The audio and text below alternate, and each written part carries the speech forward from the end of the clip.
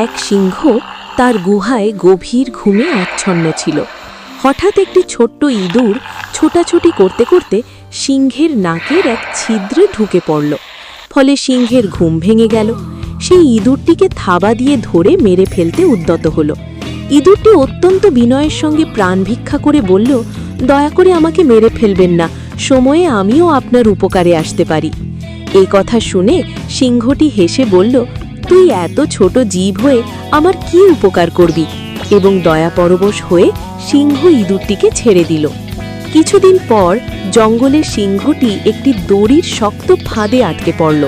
ফাঁদে পড়ে সিংহটি ভীষণ গর্জন করতে লাগল। গর্জন শুনে ইঁদুরটি দৌড়ে সেখানে গেল। সিংহের বিপদ দেখে সে তার কানের কাছে গিয়ে তাকে গর্জন করতে নিষেধ করল, কারণ যারা ফাঁদ পেতে রেখেছে তারা গর্জন শুনে ছুটে আসতে পারে। তারপর ইঁদুরটি তার দাঁত দিয়ে ফাঁদের দড়ি কাটতে শুরু করল। অবশেষে সে সিংহকে ফাঁদ থেকে মুক্ত করল। মুক্তি পেয়ে সিংহটি ইঁদুরকে ধন্যবাদ দিল এবং সেই সঙ্গে বলল, তোকে আমি অবজ্ঞা করেছিলাম। ভালো লাগলে একটা লাইক, শেয়ার ও সাবস্ক্রাইব করে দেবেন।